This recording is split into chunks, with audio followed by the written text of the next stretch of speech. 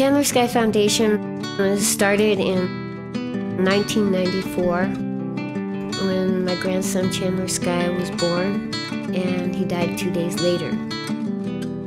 He came to me that night in a dream, and he told me that I should take all the love that I had for him and give it to other children.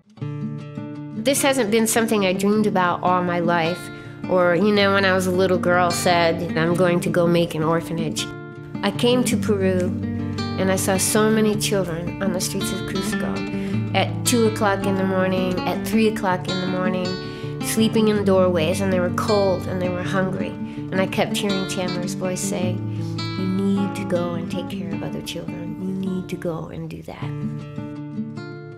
It wasn't something that I thought I was going to do also because I raised 6 kids by myself as a single mom. So I never thought, yeah, I'm going to go and raise all my kids and then I'm going to go and adopt 25 more. I wanted to go do something that was going to actually mean something for the long term, like change a life, like change their lives. The first couple of years were very difficult here. Learning about the culture, learning about the people. We started out by getting the house. We got a contract at a house because we don't own it. We completely rebuilt it, and then we got our first 2 kids. We got 2 brothers, Roberto and Jorge. Roberto's now 15, and he came when he was 9 years old. 2 weeks later, we got Sergio, and he was a street kid. He came from Cusco, and he was highly abused. He'd been living on the streets, and he'd been beaten many, many times. Little by little, the children came. The first year, we had 10 children. We've never had a child arrive here with a single possession, nothing. They come with nothing, they own nothing, they have nothing, not one toy, not one thing that's theirs, only the clothes on their backs, and that's it. Almost every one of our children has been either physically, emotionally, or sexually abused. We haven't really had many kids with emotional problems and stuff like that because we just use lots of love here, and love is the greatest healer of all.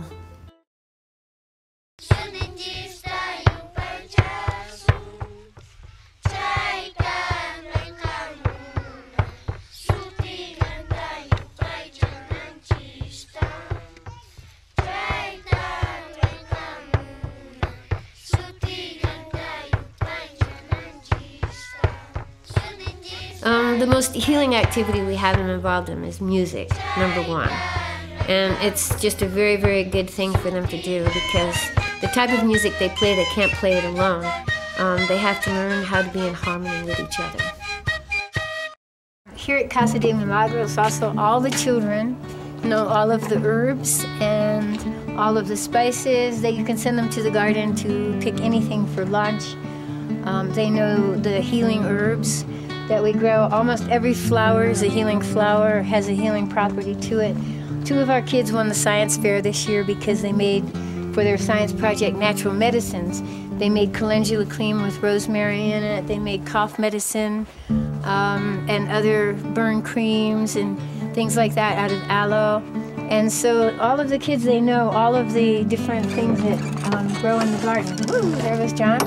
And so that's part of what they learn here is how to grow food organically and what properties each food has and each flower has. Every day, 2 or 3 children come into the kitchen. They all know how to cook. They all know how to prepare the vegetables.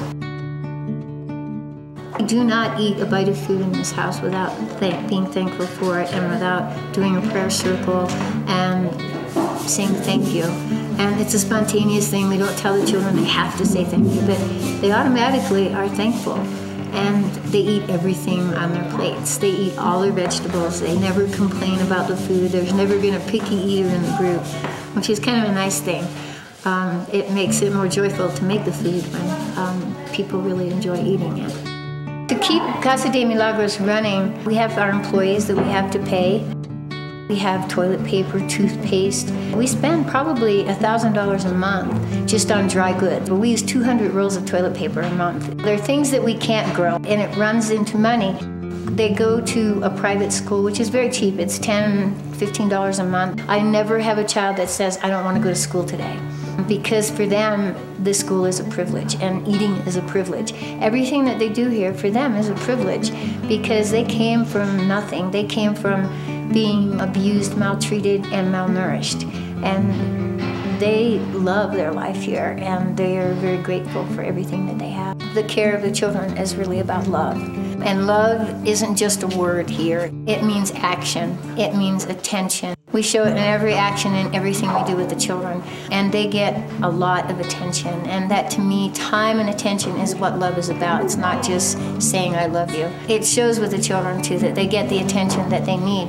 Even though there's 25 of them, each one is an individual. They function very, very differently from each other. And they're allowed to be who they are at the same time as getting the attention that they need to feel like they matter to somebody in the world. Cuando todo lo que tenemos es lo que necesitamos y el amor de Dios para siempre estará para hacer su trabajo y vivir con la paz. Que la promesa del cielo esté contigo, que la promesa del cielo esté contigo cuando todo del cielo esté contigo, que la promesa del cielo esté contigo.